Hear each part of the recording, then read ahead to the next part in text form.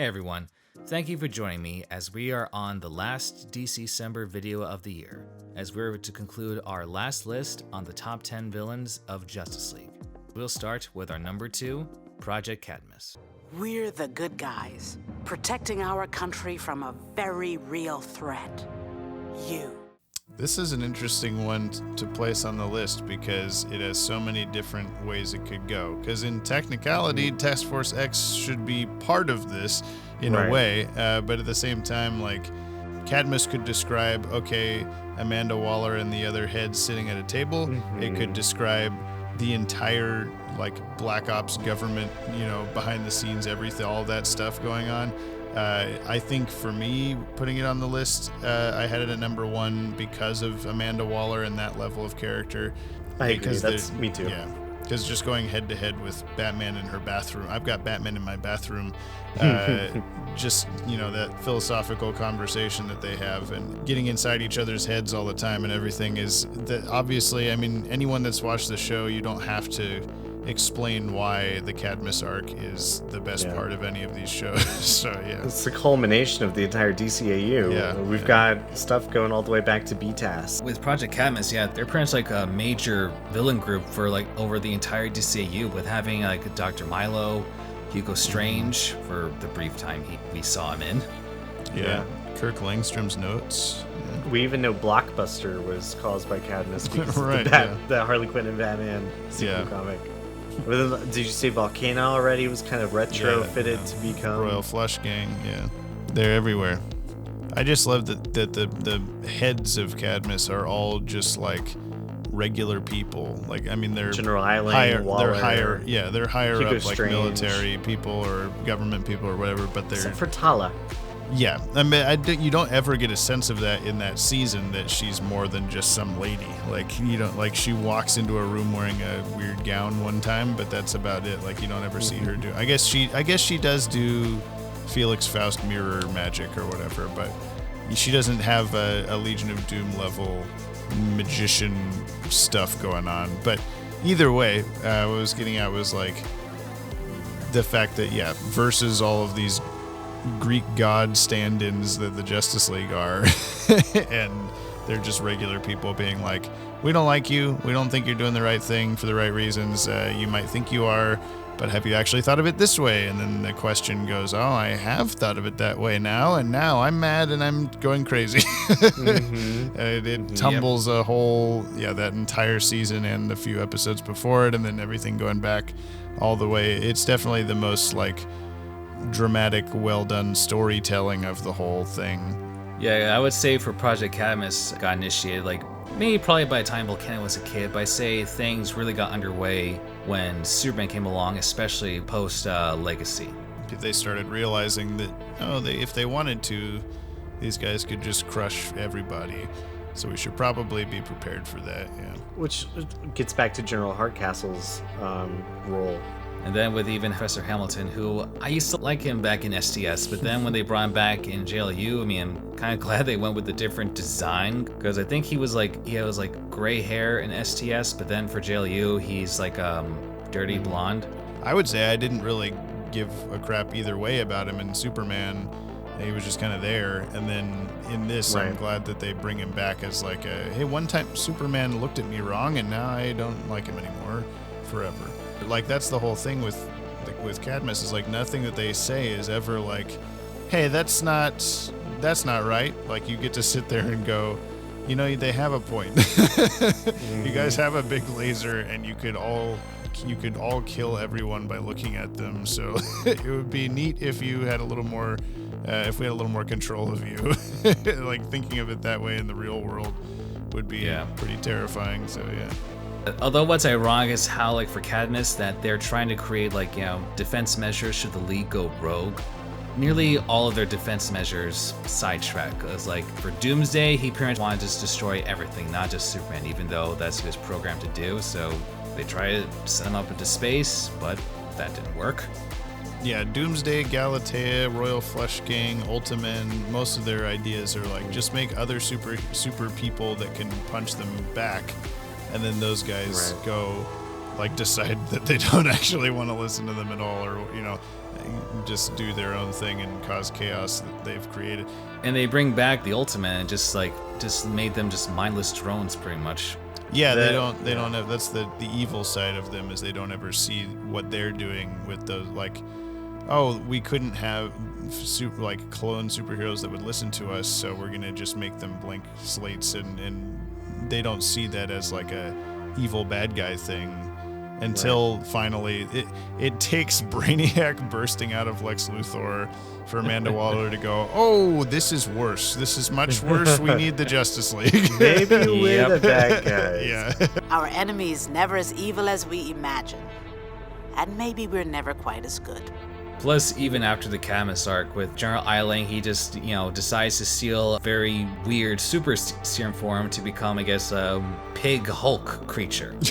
Yeah. Sure, yeah. Which in the comics he did as well, but he implanted his mind inside the body of this really old Justice League villain called the Shaggy Man, who was this like big woolly mammoth sort of like just hulking person. In the show, he injects himself with the Captain Nazi super soldier serum. God, it's just like with his teeth, it looks like a warthog or Tusk. Interesting. Or yeah, I guess Tusk. Yeah, so some weird elephant Hulk thing. And he's still just sounds exactly the same. I've always thought that was kind of funny. Yeah, sounds the same, just like maybe a little bit deeper in his changed form, but that's about it. And they even modeled the character off of J.K. Simmons, which is always kind of fun. General Eiling looks like him. And yeah, we don't see him again unless he made an appearance in the Infinity comics. He made an appearance in Justice League Unlimited #5. Yeah, but I think that was knocking before on the Watchtower episode. I think that was before the episode. Yeah, I think you're right. Gotcha. But I mean, that's why among this list, Amanda Waller definitely stands out the most because, like, in other versions, she's just very, cold and heartless. Like, doesn't care how much she's willing to sacrifice for the greater good as she sees it. But here we see an interesting arc for how, like, she's dead set on thinking that the League's no good, that Cadmus is the country's only hope for salvation. But then, seeing everything that happened with Brainiac, we see that she sees that no one's really purely good or bad, kind of thing. She grows respect for the Justice League, especially Batman. As we know by epilogue, she's got a lot of respect for Bruce Wayne. Yep. As well as being the sole reason that Terry exists in the first place. Shh. We don't talk about this. We keep this a secret. Right. We don't talk about epilogue. I think Galatea and the Ultimate are my favorite ways of how they create those weapons. Like for Galatea, I guess being like a mixture of like the 90s Superboy and Power Girl characters mixed together. And with the Ultimate, pretty much being like clone versions of the Super Friends characters. Yeah, even though Project Cadmus was not original to the DCAU, a lot of the stuff they brought in, a lot of the concepts changing around of characters like Royal Flush Gang and Galatea, Power Girl. Even including Maxwell Lord as the Ultimate's manager. They're a very unique take on it, and probably the best take on it in media other than comics. Like I don't know if there's comic book versions you like better, but I like this version better than the comic book Cadmus. yeah. If we're where I think we are, Cadmus is your only option. So, the big one? Speaking of, Yep, as great as Cadmus is, the only reason they got to be this big is because of our number one pick, the Justice Lords. And what's with the new costumes, guys? We just felt it was time for a change. I would not have thought that the evil mirror twins would make like the number one pick, but it was a hard choice between Cadmus and the Justice Lords, just because like, as great as Cadmus is, it's influential because of the Justice Lords. It was like, touch and go between the two. As soon as however they found out from the parallel universe that happened, we never really found out how they got the footage from someone working in the White House gave who knows, I don't know. There's some multiversal travel stuff that the government's been able to figure out. Yeah, that's weird how they got that. I mean, or it could just be what probably happened is Superman filled in the government about what was going on with the Justice Lords so that they could free Luthor to stop the Justice Lords at the end of that episode. Yeah, and we don't see what they do with the Justice Lords after that, so maybe when they sent them back, they have to be in custody of the government or something. I don't know. That's his legacy see story. Well, we see them in the Justice League Beyond 2.0 series. There was a crossover between the Justice League and Batman Beyond books, where the Justice Lords come back in the future. That one was crazy. The Wonder Woman of the regular universe ends up going to the Justice Lords universe, and she ends up marrying Justice Lord Superman. Right. Huh. Yeah, it's a weird story arc. Yeah, I've seen images of that, especially with seeing her with old Bruce. It's worth the read. It's a fun read, but there's a lot of good stuff in there.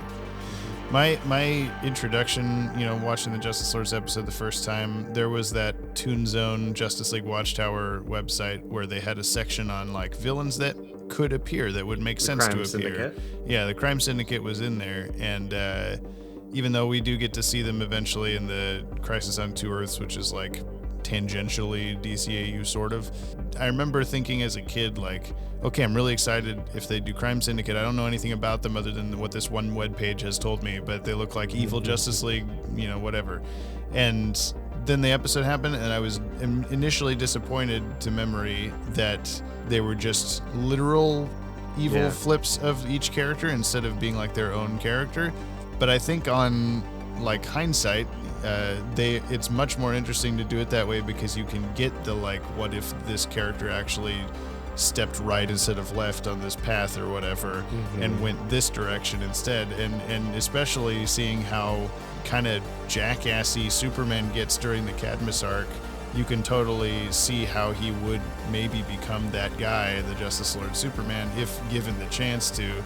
And same with Batman and all that stuff. There's just the Batman stuff, especially, that he's kind of like still pretty much the same guy waiting in the wings for things to get better, and he's not as on board with what they're doing. He ends up being the kind of big push to fix everything, and just that whole like, what if this one terrible thing happened? What if the Flash died? What would happen to these guys? Instead of here's some evil. This guy's an owl instead, Right. Whatever. Well, I know they never wanted to really do that in later interviews, so I think these are definitely a really cool direction to go, and original DCAU characters. So, and cool that they've survived past the DCAU. Like now they're part of the multiverse. Like they're Earth 50. Grant Morrison designated in the multiversity, and Justice Lords will keep popping up, and whenever the multiverse gets smashed together, every now and then we'll see a Justice Lord character in the background in the mainstream comics. Yeah, like I'm glad they went more into detail with creating like as opposite versions of the League, but not like where they're completely evil. They're just like, as you said, they went different directions, and at the same time it saves a lot of headway to try to find like other actors to voice, like if they had to find an Owlman for back then, as long as with the others, as well as figuring out what designs to work. I mean, granted, with the Crime Syndicate in Crisis on Two Earths, they look pretty cool. Yeah, no, I mean, Crime Syndicate is a cool concept. Like, I'm not dissing it or anything, but I do really like that what they did with this, and it is funny, the whole Earth 50 thing, considering on a surface level it's just Superman but bad, Batman but bad. You wouldn't think that they would get their own Earth out of every other possible thing you could, you only have 52. One of them is the Justice Lords or whatever.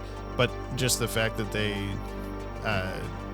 you watch these A Better World episodes and you get why they're much more important than just so-and-so but bad. Yeah, though after Injustice, it just feels weird seeing with the Justice Lords of a Batman that is actually willing to go with whatever Superman wants to do in this case. Yeah, but he feels kind of like he's almost stuck. Like he's on board, but he's also like, what am I going to do? You're going to kill me if I don't go along with this kind of a thing. So True. Plus, I guess no matter where you look at it in terms of the DCAU, the Flash is an essential member of the team. I guess, as he said, they're Jiminy Cricket. Or no, the conscious GL. Green Lantern calls him Jiminy, yeah. That's right. Yeah, so I say with losing someone close to like all of them, that would drive them to like go whatever lengths, not just one of them losing a loved one. I also love the moment where Luthor sees them on TV and just knows it's not the right guys. Like that's so the first part end, it's not them. Like Well, he's also wearing different suits. Yeah, but even without know, even if they were, Well, most people would think it's the same guy if they're wearing Yeah. a different suit because people Yeah. change clothes. I don't know if you knew that. Yeah, plus the Tiny Comics showcase flashback sequences of Batman in different costumes, so yeah, people could probably think, it's the same guy, it's just different costumes and different colors. So don't how get it me works. started. Yeah. And the DCAU didn't really do parallel Earths that often, so when they did, it was something Big that I deal, feel is like, yeah. it was a little more special.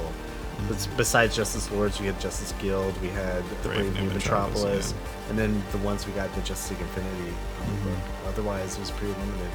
And of course, yeah, as we hinted toward, they are a big part of why Cadmus does the majority of the stuff they do. I mean, I think you had a point, Ted, with that it's kind of jump-started by Legacy Superman being controlled by Darkseid, but definitely the Justice Lords push them into like, oh, there's a timeline barely different from this where one thing caused them to actually take over the world and like hold everyone hostage and kill a bunch of other superheroes and whatever else they did.